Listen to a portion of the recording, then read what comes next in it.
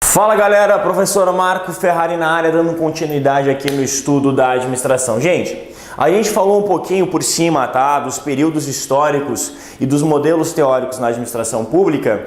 Depois você viu falando sobre patrimonialismo.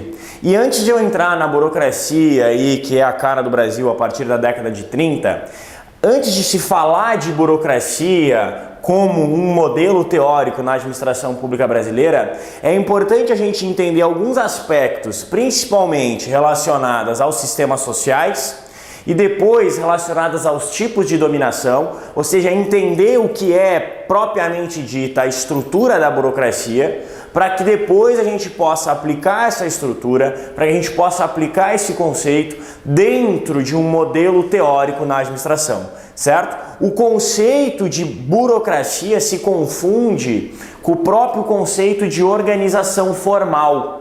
Tá? Então, quando eu falei lá do professor Maximiano, do conceito de administração, nossa primeira aula no nosso curso de administração geral, um conjunto de grupos, um conjunto de pessoas, a soma de pessoas mais materiais, que são empreendidos esforços coordenados para o atingimento, esforços sinérgicos coordenados com alto grau de racionalidade, para o atingimento de objetivos, para o atingimento de resultados que não estariam presentes de forma autônoma, aquele conceito lá do passado que eu digo que foi dita nas primeiras aulas, é importante que você leve isso em consideração para tratar a burocracia também. Certo? Para entender o que é burocracia. Então, quem que é o pai da burocracia ou qual foi o indivíduo que trouxe a burocracia com mais força? Max Weber. Por isso que a sua prova, por hora, várias vezes, vai trabalhar um conceito chamado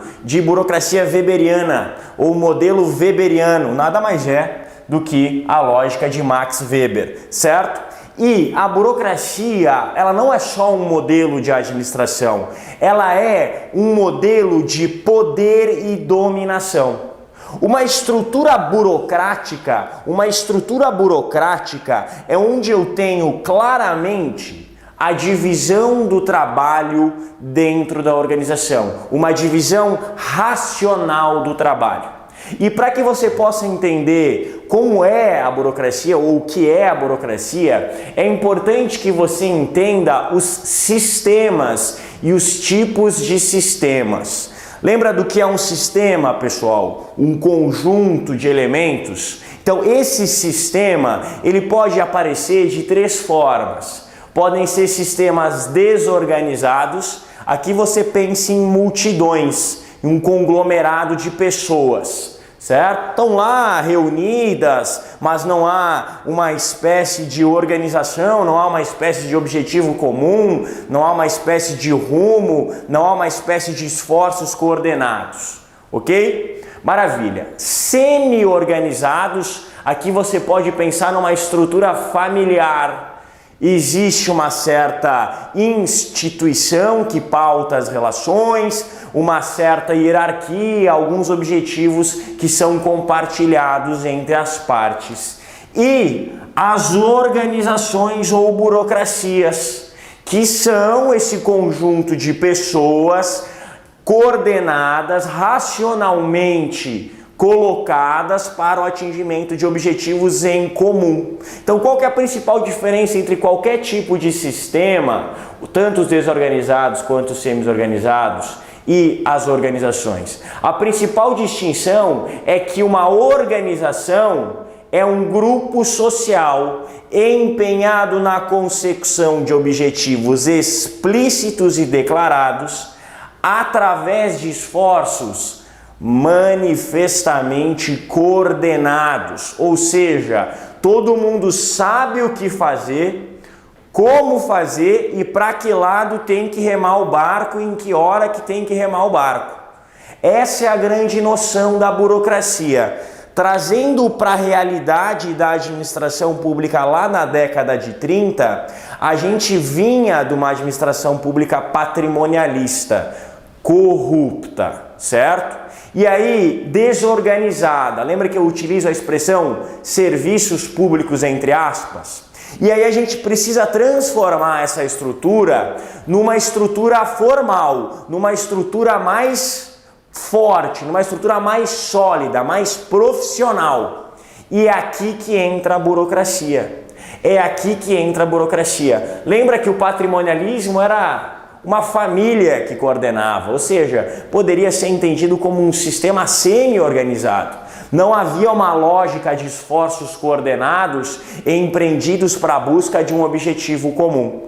Então, por isso que eu faço essa pequena reflexão, antes que a gente entre propriamente dito na burocracia, dentro do modelo teórico da administração pública brasileira, para que a gente possa, com essa noção de burocracia, entender o porquê e entender o que é a burocracia antes de aplicá-la ao modelo, à experiência brasileira. Maravilha, pessoal? Então a burocracia nada mais é do que uma forma institucionalizada, racional, de organizar um grupo social. Um exemplo muito claro de burocracia, pessoal, é quando dentro da sua casa você começa a estabelecer regras de convivência. Você começa a burocratizar a sua convivência. Com que intuito que você busca isso? Alcançar um objetivo comum. Aqui nesse caso, a boa convivência entre as pessoas que estão naquela casa, a boa convivência entre as pessoas que fazem parte daquela casa. É muito comum quando você ingressa na casa de algum amigo seu, você tem algumas regras básicas, um sapato fica aqui, você pode sentar aqui, aqui é a sala, existe uma certa organização dos espaços.